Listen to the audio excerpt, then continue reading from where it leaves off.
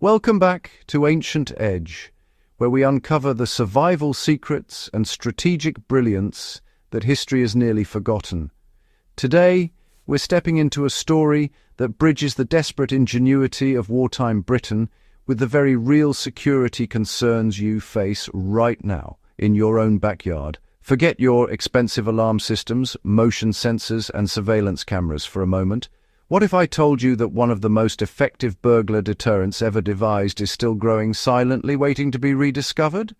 What if a simple garden strategy, perfected during the darkest days of World War II, could transform your property into a fortress that modern intruders simply cannot penetrate? This isn't folklore, this is tactical botany at its most brutal and brilliant. Picture Britain in 1940, the skies thunder with enemy bombers, cities burn under relentless assault, and every citizen knows that invasion could come at any moment. But the threat wasn't just falling from the sky. Intelligence reports warned of enemy saboteurs, infiltrators trained to slip through the darkness, targeting power stations, water supplies, and communication networks that kept the nation functioning. The government faced a terrifying reality. Conventional security forces were stretched impossibly thin, and millions of vulnerable homes and critical infrastructure points stood exposed. Traditional barriers like barbed wire fences required scarce metal resources desperately needed for the war effort. Concrete fortifications were expensive, labor-intensive, and highly visible to enemy reconnaissance. Britain needed something different, something clever, something that could be implemented by ordinary citizens with minimal resources. The answer came from an unexpected alliance between military strategists and horticulturalists. Government pamphlets began circulating through neighbourhoods, urging homeowners to plant what they called defensive hedgerows, dense barriers of the most viciously thorned plants that British soil could support. This wasn't ornamental gardening. This was tactical landscaping designed to inflict pain, create noise, and stop unauthorized movement cold. Hawthorn, with its inch-long spikes that can puncture leather. Pyracantha, the firethorn, whose thorns cause painful wounds that become easily infected. Holly, with its serrated leaves like natural razors. These plants were deliberately chosen not for their beauty, but for their capacity to punish anyone foolish enough to push through them. The genius of this system lay in its layered effectiveness. First, there was the obvious physical barrier. A mature hawthorn hedge, planted densely and allowed to grow 6 feet tall, becomes essentially impenetrable without specialized cutting tools. The branches interlock, creating a mesh of woody stems protected by thousands of thorns that hook and tear at clothing, skin, and equipment. Any attempt to force through generates considerable noise. The snapping of branches, the rustling of leaves, the involuntary cry of pain when thorns find flesh. During the war, homeowners reported that these living barriers stopped would-be intruders more effectively than conventional fencing ever could. But the psychological impact was equally important. A determined saboteur might risk climbing a fence or cutting through wire, knowing these obstacles could be overcome with the right tools and enough speed.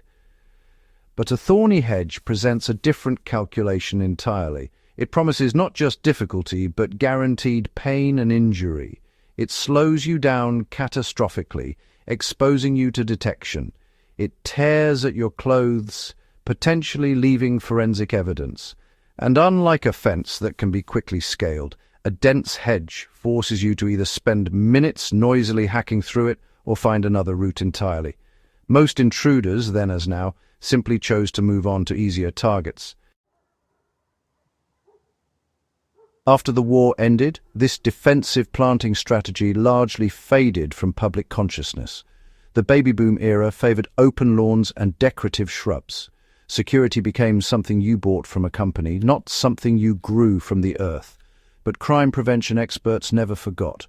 Police forces across Britain, particularly the Metropolitan Police, continued quietly recommending defensive planting in their home security guidance. They had studied decades of burglary reports and knew a simple truth: criminals overwhelmingly prefer soft targets. A property ringed with thorny barriers simply isn't worth the risk when the house next door offers easy access. Today, as homeowners search for security solutions that are effective, affordable, and environmentally sustainable, this WWII strategy is experiencing a remarkable resurgence. Modern crime prevention officers point to defensive planting as one of the most underutilized tools in the home security arsenal. The plants recommended remain remarkably similar to those wartime pamphlets: berberries with its triple-pronged thorns, hardy orange with spines up to 2 inches long, climbing roses that can be trained over vulnerable areas, and aralia with its vicious hooked prickles.